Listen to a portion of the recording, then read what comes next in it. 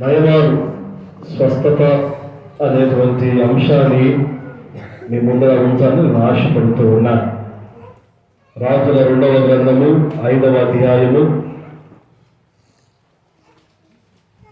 మొదటి 15 వచనాలలో మనము చూస్తే అక్కడ నయమాను ఎలీషా దగ్గరికి వెళ్ళటము, ఆయన కాడికి వెళ్ళినప్పుడు మరి నయమాను ఏ రీతిగా స్వస్థత పొందాడు, నయమాను తిరిగి దేవునికి స్తుతులు ఏ రీతిగా చెల్లించాడు, ఇవన్నీ కూడా అక్కడ వ్రాయబడి ఉన్నాయి. రెండవదిగా మనం చదువుకున్నటువంటి సువార్త వాక్య భాగంలో కూడా 10 మంది కుష్ఠరోగులు దేవుని దగ్గరకు వచ్చారు.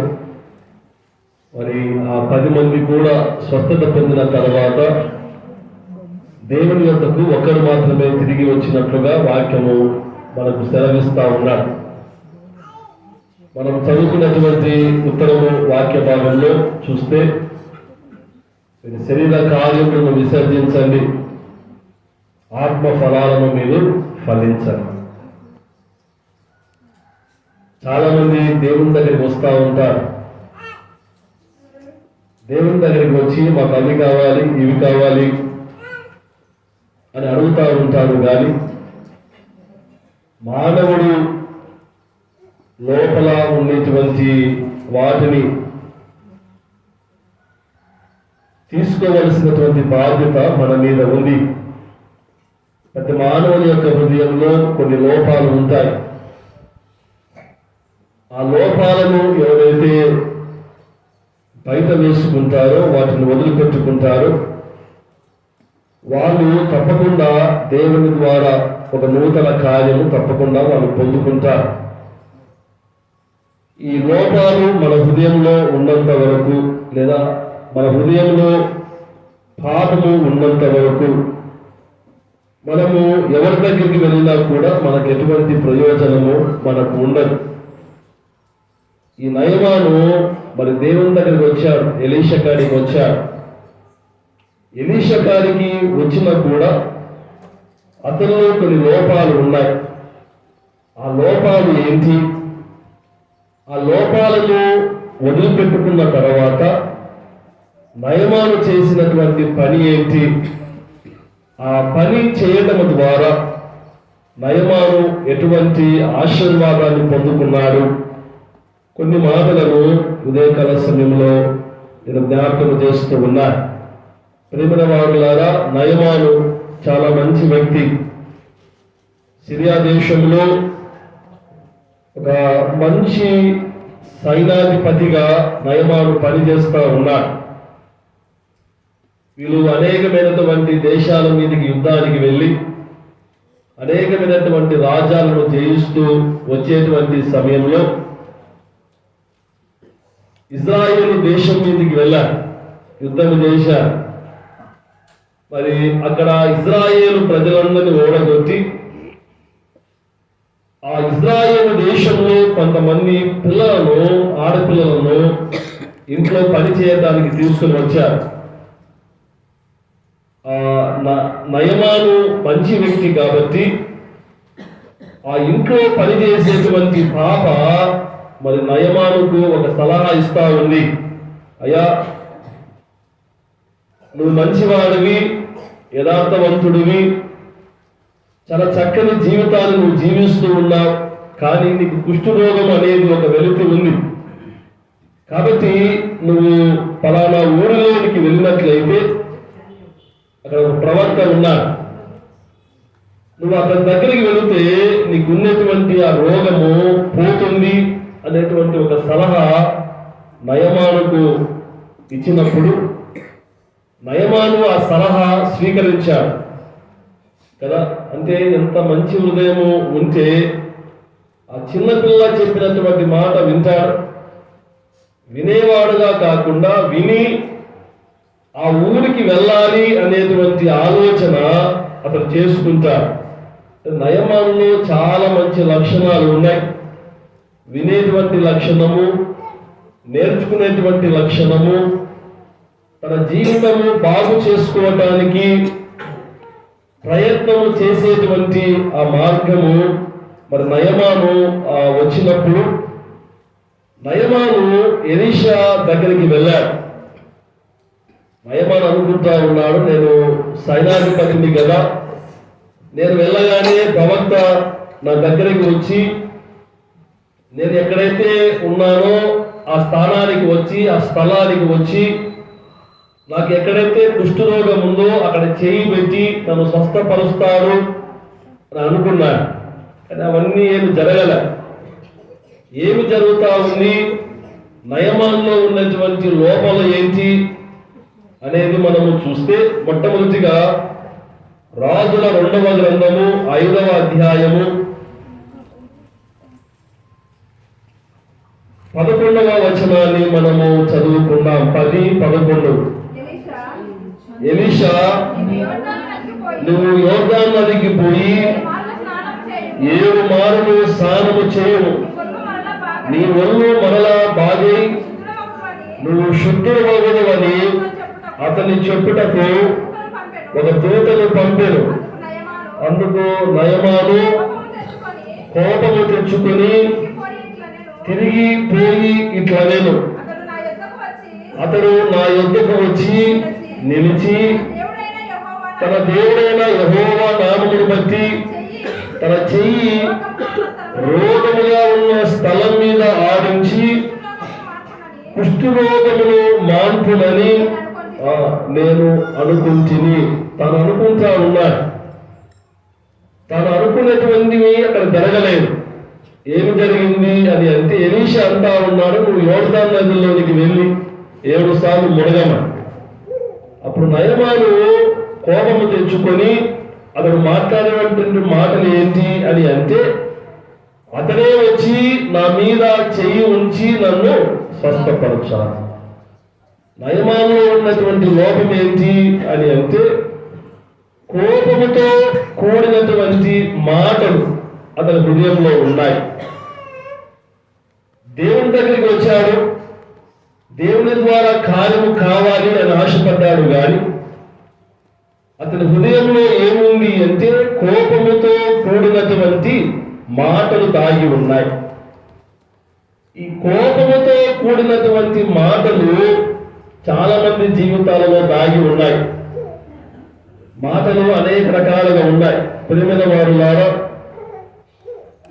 ఇంపైన మాటలు ఉన్నాయి పరిశుద్ధ గ్రంథంలో, వ్యర్థమైన మాటలు ఉన్నాయి, మోసపు మాటలు ఉన్నాయి, పనికిరాని మాటలు ఉన్నాయి, గర్వపు మాటలు ఉన్నాయి, కఠినమైన మాటలు ఉన్నాయి, యథార్థమైనటువంటి మాటలు ఉన్నాయి, మూర్ఖపు మాటలు ఉన్నాయి, కుటిలమైన మాటలు ఉన్నాయి. చాలా రకాలైన మాటలు ఉన్నాయి. కానీ ఈ నయమాను హృదయంలో ఏ మాటలు దాగి ఉన్నాయి అని అంటే, కోపముతో కూడినటువంటి మాటలు ఇతని హృదయంలో ఉంది.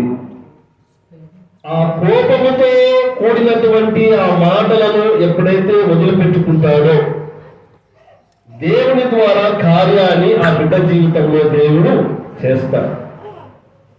చాలా మంది మనుషులను చంపాల్సిన అవసరం లేదు. కొంతమంది మాటలతోనే చాలా మందిని చంపుతా ఉంటారు కదండి. ఇది ఎటువంటి మాటలు అని అంటే కోపముతో కూడినటువంటి మాటలు.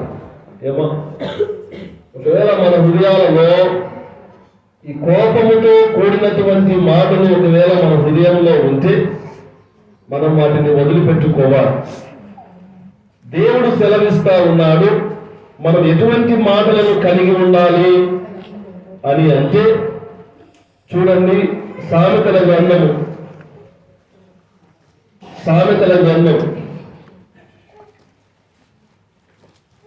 15వ అధ్యాయము, సామెతల గ్రంథం 15వ అధ్యాయం 1వ వచనాన్ని మనము చదువుకుందాం. మృదువైన మాట క్రోధమును చల్లార్చును, నొప్పించు మాట కోపమును రేపు.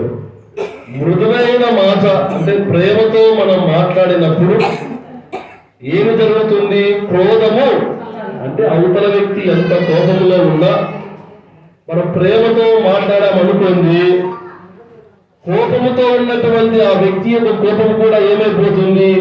కరిగిపోతుంది. వారు ప్రశాంతంగా ఉన్న మనం కోపంతో మాట్లాడినాం అనుకోండి, వారికి ఏమొస్తుంది?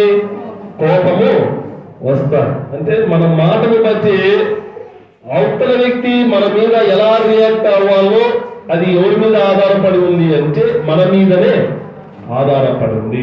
కొన్నిసార్లు మనం మాట్లాడేటువంటి మాటలను బట్టి మన మీదికి కొన్ని శ్రమలు వస్తాయి. ప్రియమైన దేవుని బిడ్డలారా, పాత నిబంధన గ్రంథంలో దావీదు మహారాజు ఉన్నారు. దావీదు మహారాజు కాలంలో చాలా సహాయము అందరికి చేశాడు. దావీదు తన సింహాసనం మీద కూర్చున్నప్పుడు ఎవరికి అవసరత వచ్చి దావీదును అడిగినా తప్పకుండా వారికి ఎంతో కొంత సహాయము దావీదు చేశాడు. ఒకసారి నాబాలు, అబీగయలు అనేటువంటి వారు దావీదు వద్దకు వచ్చారు. అయ్యా, మా ఆస్తి అంతా పరాయి వాళ్ళు వచ్చి ఆక్రమించుకున్నారు, మాకు సహాయం చేయండి అని నాబాలు దావీదు వద్దకు వచ్చి అడిగినప్పుడు దావీదు నాబాలుకు, అబీగయలకు సహాయం చేసి వాళ్ళు పోగొట్టుకున్నటువంటి ఆస్తినంతటిని తీసుకుని వచ్చి దావీదు మరలా వారికి అప్పగిస్తాడు. ప్రియమైన వారులారా, చాలా సంవత్సరాల తర్వాత దావీదు సౌలు ద్వారా తరిమివేయబడుతా ఉన్నటువంటి సమయంలో దావీదు అరణ్యంలో ఒంటరిగా ఉన్నాడు. తన సైన్యంతో పాటు తినటానికి తిండి లేదు, ఏమీ లేనటువంటి స్థితుల్లో దావీదుకు ఒక వ్యక్తి గుర్తుకు వచ్చాడు. ఎవరు ఆ వ్యక్తి అంటే నాబాలు అనేటువంటి వ్యక్తి కదా. నాబాలుకు దావీదు సహాయం చేశాడు. ఇప్పుడు దావీదు అవసరంలో ఉన్నాడు, నాబాలు పక్కనే ఉన్నాడు. దావీదు ఏం చేశాడు అంటే కొంతమంది పనివారిని పిలిపించి, అయ్యా, నాబాలు అతని ఇల్లు చాలా దగ్గరగా ఉంది, మనకు ఆహారం లేదు కాబట్టి నీవు నా పేరు చెప్పి కొద్ది ఆహారం పట్టుకుని రా, మనమందరం తిందాము అని పనివారిని పంపించినప్పుడు ఈ పనివారు వెళ్ళి నాబాలుతో అంటారు, అయ్యా, దావీదు ఆ కొండలో దాగి ఉన్నాడు, సౌలుకు భయపడి అతనికి తిండి లేదు, ఆహారం లేదు, కాబట్టి మీరు ఏమైనా ఆహారం ఇవ్వగలరా అని నాబాలును అడిగితే నాబాలు సహాయం చేయవలసిన నాబాలు ఏమంటా ఉన్నాడు అంటే, దావీదు ఎవడు? యెషయా కుమారుడు ఎవరు? నేను సహాయం చేయవలసిన అవసరం నాకు ఏమొచ్చింది? నేను చేయను అని అంటాడు కదా. అంటే దావీదు ద్వారా మేలు పొందుకున్నటువంటి నాబాలు దావీదుకు సహాయం చేయమని నాబాలు దగ్గరికి వస్తే నాబాలు ఏమంటా ఉన్నాడు? దావీదు ఎవడు? ఈ మాట దావీదుకు వినపడింది. దావీదుకు వినపడగానే దావీదు ఏం చేశాడు అంటే తన సైన్యానంతటిని సమకూర్చుకొని నాబాలు మీదకి యుద్ధానికి బయలుదేరాడు. నాబాలు మీదకి యుద్ధానికి బయలుదేరాడు. ఎందుకు వచ్చింది ఆ యుద్ధము? దేని ద్వారా వచ్చింది ఆ యుద్ధము అని అంటే నాబాలు మాట్లాడినటువంటి మాటల ద్వారా. ఏమా, నాబాలు మీదకి దావీదు యుద్ధానికి వస్తా ఉన్న విషయము అబీగయలకు తెలియగానే అబీగయలు ఏం చేసింది అని అంటే మంచి భోజనాలు ఏర్పాటు చేసి కొంత ధాన్యాన్ని సమకూర్చి నాబాలుకు తెలియకుండా అబీగయలు తన పనివారితో కలిసి దావీదు ఎదుర్కొని దావీదుకు సాష్టాంగ నమస్కారం చేసి, అయ్యా, నా భర్తని ఎడలా చేసినటువంటి మాట తప్పు, దయచేసి ఇదిగో నన్ను బట్టి నా భార్యను, నా భర్తను క్షమించు కదా. చాలా మంది మానవులు వారి జీవితంలో చేసినటువంటి మేలులను మర్చిపోతా ఉంటారు కదా. యేసు ప్రభు దగ్గరికి 10 మంది కుష్ఠరోగులు వచ్చారు. వాళ్ళందరూ కూడా దేవుని వేడుకున్నారు, అయ్యా, మాకు కుష్ఠరోగం ఉంది, మేము ఊరికి వెలపలా జీవిస్తా ఉన్నారు, దయచేసి మాకు ఇంటిలోనికి వెళ్ళటానికి అధికారం ఇవ్వండి, మాకున్నటువంటి రోగం అంతా స్వస్థత పొందుకోవాలి, ప్రార్థన చేయండి అని దేవుని దగ్గరికి వచ్చినప్పుడు యేసు ప్రభువు వారు ఏమన్నారు అంటే, మీరు వెళ్ళి యాజకులకు కనపరుచుకోండి అని చెప్పగానే వీళ్ళు మార్గ మధ్యలో ఉన్నప్పుడే వీరి కుష్ఠరోగం ఏమైపోయింది? మాయమైపోయింది. కానీ వారిలో ఒక్కడు మాత్రమే తిరిగి దేవుని యొద్దకు వచ్చాడు. వాడు అన్యుడు కదా, అన్యుడు వచ్చాడు. కానీ దేవుని నమ్మినటువంటి పిల్లలు దేవుని యొద్దకు రావటం లేదు కదా. దేవుడు మన జీవితంలో అనేకమైన కార్యాలు దేవుడు చేస్తాడు. ఏ కార్యమైనా చేసినా దేవుడు నీ జీవితంలో చేసిన ప్రతి కార్యాన్ని నువ్వు ఏం చేసుకోకూడదు? మర్చిపోకూడదు. నువ్వు మర్చిపోకుండా దేవునికి తిరిగి నువ్వు ఏమి చెల్లించాలి అంటే కృతజ్ఞతలు దేవుడికి తప్పకుండా చెల్లించాలి. నయమానులో ఏముంది అంటే కోపముతో నిండినటువంటి కలిగినటువంటి మాటలు అతనిలో ఉన్నాయి. రెండవదిగా మనము ఆ వాక్య భాగంలో మనము చూస్తే చూడండి, రాజుల 2వ గ్రంథము 5వ అధ్యాయము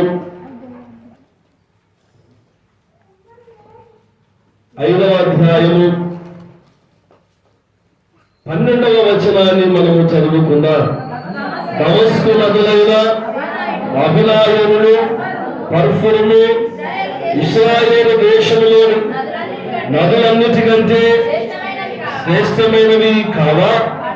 వాటిని స్నానము చేసి శుద్ధి నొందలేదా అని అనుకొని రౌద్రుడై తిరిగి వెళ్ళిపోతా ఉన్నా. ఎలీషా ఏమంటా ఉన్నాడు? అయ్యా, నువ్వు యోర్దాను నదిలో వెళ్ళి 7 మార్లు మునుగు అని అంటా ఉంటే, ఈ నయమాను ఏమంటా ఉన్నాడు అంటే, ఇజ్రాయేలు దేశంలో ఉన్నటువంటి యోర్దాను నది కంటే మా దేశంలో ఉన్నటువంటి నదులు చాలా గొప్పవి. అంటే ఈ నయమాను ఏమనుకుంటా ఉన్నాడు అంటే, మా దేశంలో ఉన్నటువంటి నదులే గొప్పవి, మిగతా దేశంలో ఉన్నటువంటి నదులన్నీ కూడా తక్కువే అని అనేటువంటి ఒక అతిశయము ఈ నయమాను యొక్క హృదయంలో ఉంది. అంటే తను దేని బట్టి అతిశయిస్తా ఉన్నాడు అని అంటే, ఆ దేశంలో వారికి ఉన్నటువంటి నదుల బట్టి నయమానుకు ఏమొచ్చిందమ్మా? అతిశయం వస్తా ఉంది. ప్రేమ దేవుని బిడ్డలారా, చాలా మందికి ఉద్యోగాన్ని బట్టి అతిశయం వస్తా, అధికారాన్ని బట్టి అతిశయం వస్తా, డబ్బును బట్టి చాలా మంది అతిశయపడతారు. వారికి ఉన్నటువంటి జ్ఞానాన్ని బట్టి చాలా మంది ఏం చేస్తారు అంటే అతిశయపడుతూ ఉంటారు. ప్రేమిన వారులారా, ఇవన్నీ పోగా చాలా సంఘాలలో కొంతమంది గోత్రాలను బట్టి ఏం చేస్తూ ఉంటారు అంటే అతిశయపడుతూ ఉంటారు కదండి. కొన్ని ఊళ్ళల్లో 70 కుటుంబాలు ఉన్నాయనుకోండి. ఈ 70 కుటుంబాలు 5 గోత్రాలు ఉంటాయి. ప్రతి ఊళ్ళలో 5 కానీ 6 కానీ 7 కానీ 8 కానీ గోత్రాలు ఉంటాయి. కొన్ని గోత్రాలకు ఒక 30 కుటుంబాలు ఉంటాయి. కొన్ని గోత్రాలకు ఒకటే కుటుంబం ఉంటుంది కదండి. ఈ 30 కుటుంబాల వాడు ఏం చేస్తాడు అంటే, మాకున్న గోత్రాలు మాకే ఎక్కువ కాబట్టి మాకే అధికారం కావాలి అని వీలు కొట్లాడుతూ ఉంటారు. ఏమో సంఘాలలో ఈ గోత్రాల నుంచి అతిశయాలు చాలా మంది అతిశయపడుతూ ఉన్నారు. ప్రియమైన వారులారా, మనం దేని బట్టి అతిశయపడకూడదు. ఏది శాశ్వతము కాదు. ధనము శాశ్వతము కాదు, అధికారము శాశ్వతము కాదు, గోత్రాలు శాశ్వతము కాదు, డబ్బు శాశ్వతము కాదు. ఏది శాశ్వతము కాదు. నువ్వు అధికారాన్ని ఒకవేళ బట్టి అతిశయిస్తా ఉన్నావో, బెల్షాజర్ రాజు వలె నిన్ను కూడా దేవుడు అడవిలో గడ్డి మేయిస్తాడు కదా. ఒక రాజు రాజసింహాసనాన్ని వదిలిపెట్టి ఏం చేశాడంట? ప్రజలందరి చేత తరిమివేయబడి అడవిలోనికి వెళ్ళి పశువులు గడ్డి మేసినట్లు రాజు ఏం తిన్నాడంట? గడ్డి తిన్నాడు. దానికి కారణం ఏంటి అంటే, బెల్షాజర్ తన రాజు అధికారాన్ని బట్టి అతిశయించాడు. నీవు దేని బట్టి అతిశయించకూడదు. వాక్యం సెలవిస్తా ఉంది. మనము దేని బట్టి అతిశయించాలి అని అంటే, దేవుని నామాన్ని బట్టి మనమందరము అతిశయపడాలి. దేవుని నామంలో ఏముంది అంటే విజయం ఉంది. దేవుని నామంలో ఏముంది అంటే స్వస్థత ఉంది. దేవుని నామంలో ఏముంది అంటే ఆరోగ్యం ఉంది. దేవుని నామంలో ఏముంది అంటే అసాధ్యమైనటువంటి కార్యాలు కూడా దేవుని నామంలో సాధ్యం చేసేటువంటి శక్తి దేవుని నామంలో ఉంది. ప్రియమైన వారులారా, గొలియాతును చూసి అందరూ భయపడతా ఉన్నారు. 7 అడుగుల ఆజానుబాహుడు గొలియాతును చూసి అందరూ భయపడతా ఉంటే 3 అడుగులైనటువంటి దావీదు గొలియాతును పడగొట్టాడు. కారణం ఏంటి అంటే ఇశ్రాయేలు ప్రజలందరూ మనుషులను చూశాడు కానీ దావీదు దేవుడిని చూశాడు. ఏమో దేవుని బట్టి దావీదు అతిశయించి ఒక్క ఒడిసేతో 7 అడుగుల ఆజానుబాహుగాని గొలియాతును దావీదు ఏం చేశాడు? నేల గొలిపించాడు. అంటే మనం దేని బట్టి అతిశయించాలి అంటే దేవుని నామాన్ని బట్టి మనం అందరము అతిశయించాలి. ఈ నయమానులో ఏముంది అంటే అతిశయం ఉంది. ఒకటి, కోపముతో కూడినటువంటి మాటలు అతని హృదయంలో ఉన్నాయి. రెండవది, అతిశయిస్తా ఉన్నాడు. వీటన్నిటినీ నయమాను పోగొట్టుకొని అతను ఏం చేశాడు అనేది రాయబడి ఉంది. అంటే రాజుల 2వ గ్రంథము 5వ అధ్యాయము 14వ వచనాన్ని మనము చదువుకుందాం. అతడు పోయి దైవజనుడు చెప్పినట్లు యోర్దాను నదిలో 7 మార్లు మునగగా అతని దేహము పసిపిల్ల దేహం వలనై అతడు శుద్ధుడాయను. ఎవరి మాట విన్నాడంట? దైవజనుడు చెప్పినట్లు యోర్దాను నదిలో వెళ్ళి మునగగా పసిపిల్ల దేహం వల్ల అతని దేహము అయింది. ప్రియమైన వారులారా, నువ్వు అధికారుల యొక్క మాటలు వింటూ ఉన్నావు. ప్రియమైన దేవుని బిడ్డలారా, వాక్యము సెలవిస్తా ఉంది. దేవుని మాట విను. దేవుడు నీకు ఏవైతే చెబుతూ ఉన్నాడో ఆ మాటలు నువ్వు వినాలి. దేవుని మాటలు వింటే నువ్వు దీవించబడతావు. దేవుని మాటలు వింటే నువ్వు ఆశీర్వదించబడతావు. దేవుని మాటలు వింటే నీ మీదికి పరిశుద్ధాత్మ యొక్క శక్తి నీ మీదికి వస్తుంది. యేసు ప్రభుల వారు చెప్పారు, అయ్యా నేను వెళ్తే మీ మధ్యలోనికి ఆదరణకర్త వస్తా. దేవుడు చెప్పినట్లుగానే దేవుడు చనిపోయాడు, తిరిగి లేచాడు, ఆయన పరలోకానికి ఎక్కాడు. సంఘం ఏం చేసింది? దేవుడు చెప్పిన మాటను మరవకుండా శిష్యులు అందరూ కలిసి మేడగదిలో దేవుడికి ప్రార్థన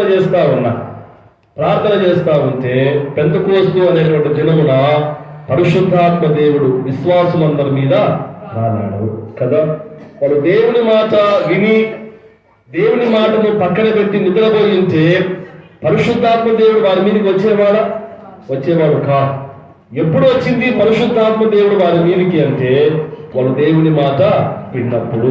ప్రేమన దేవుని బిడ్డలారా, ఉదయకాల సమయంలో దేవుని యొక్క మాటలు వింటున్నటువంటి మనమందరము కూడా దేవుని మాట వినాలి అని దేవుడు ఆశపడుతూ ఉన్నా. దేవుని మాట వింటే నువ్వు దీవించబడతావు. దేవుని మాట వింటే నువ్వు పరలోక రాజ్యంలోనికి వెళుతావు. దేవుని యొక్క మాట వింటే నువ్వు ధన్యురాలుగా చేయబడతావు.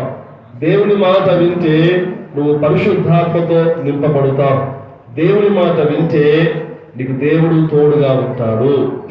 ఎవడు తోడుగా ఉంటాడమ్మా? దేవుడు తోడుగా ఉంటాడు. నీ మీదికి ఏ శత్రువు నీ మీదికి రాకుండా, ఏ తెగులు నీ మీదికి రాకుండా దేవుడే నీ ముందర ఉండి శత్రువుతో దేవుడు పోరాడుతాడు. ఎప్పుడు పోరాడతాడు అంటే నువ్వు దేవుని మాట విన్నప్పుడు కదా. మన పిల్లలు మన మాట వినలేనప్పుడు కొన్నిసార్లు మనమే మన పిల్లలను కొడతా ఉంటాం కదా. అదే మన పిల్లలు మన మాట వింటే, ఎవడైనా మన పిల్లల్ని కొట్టడానికి వస్తే వాడి ముందు ఎవరు నిలబడతాము?